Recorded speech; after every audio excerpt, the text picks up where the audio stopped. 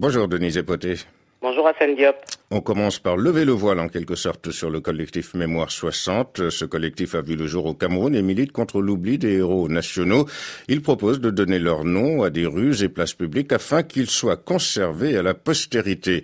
La défense et la préservation de la mémoire collective sont d'actualité dans bon nombre de pays africains, Denise.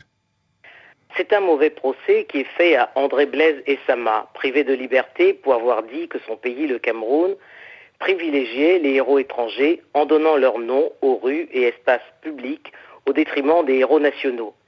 Il n'a pas totalement tort. Cependant, il existe des rues, des places et même un stade qui portent les noms d'illustres citoyens. Mais cher André Blaise Essama, je comprends votre frustration. Il n'y en a pas assez. De plus, la réciproque dans les pays occidentaux n'est pas vraie. Mais rassurez-vous, le Cameroun n'est pas un cas isolé. Dans toutes les capitales africaines, il existe des avenues Général de Gaulle ou Général Leclerc, mais dans aucune ville française, vous ne verrez une rue et encore moins une avenue Léopold Sédar Senghor ou Félix Houphouët-Boigny. Une exception tout de même pour Nelson Mandela. Plusieurs villes européennes ont donné à des écoles, des rues et des places le nom de l'illustre prix Nobel sud-africain. Cela dit, la tendance actuelle est à l'hommage que plusieurs capitales africaines rendent au père des indépendances. Des aéroports portent les noms des illustres disparus, Léopold Sédar Senghor à Dakar, Félix Houphouët-Boigny à Abidjan, Diori Amani à Niamey, Oliver Tambo à Johannesburg, Modibo Keïta à Bamako, Jomo Kenyatta à Nairobi, Nandi Azikiwe à Abuja ou Harry Bobedienne à Alger. Il y a également des stades, c'est le cas du stade Félix Houphouët-Boigny à Abidjan, du stade Amadou Ahidjo à Yaoundé, même si pour des raisons inavouables, il est plus couramment appelé stade omnisport. Mais ça, c'est une autre affaire. Les ponts et les centres de conférences ne sont pas en reste. Ils portent aussi des noms illustres. Le pont Henri Konan Bédié à Abidjan et le Centre international des conférences Abdou Diouf à Diamniadio dans la banlieue de Dakar. C'est d'ailleurs assez rare que des personnalités soient ainsi honorées de leur vivant. Une démarche à mettre au crédit de leurs actuels successeurs. Du fond de votre cellule, André Blaise Essama, vous vous dites sûrement qu'on peut mieux faire et je vous le concède.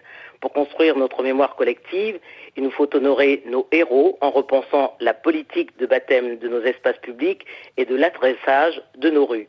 Et qui mieux que les élus locaux, Hassan, pour porter cette belle initiative. Signalons tout de même, Denise, à Paris, l'existence d'une passerelle Léopold Sédar Senghor qui relie le musée d'Orsay et le jardin des Tuileries. On termine, Denise, par la parution de l'État zéro ou la guerre des Gaous. Il est signé du ministre ivoirien de la Culture. Ce livre, une plume francophone, ce ministre consacré et reconnu. Il a notamment obtenu en 1993 le Grand Prix littéraire d'Afrique noire avec son roman Le fils de la femme mâle. L'État zéro est le 14e ouvrage de Maurice Kakou-Bandama et il marque également le retour de l'auteur au style qu'il a révélé au public en 1991, le conte romanesque. Ses fidèles lecteurs se souviennent sûrement d'une femme pour une médaille qui avait obtenu le premier prix du concours littéraire. 5 ans après la fin de la longue crise politique qu'a connue la Côte d'Ivoire, utiliser le conte pour évoquer cette histoire tourmentée et tragique est plus qu'original.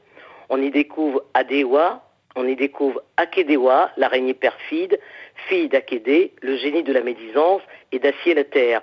Pour avoir abusé des pouvoirs que lui avait confiés le dieu Gonsoa, elle retomba dans une pauvreté puante, sale, rocailleuse et galeuse.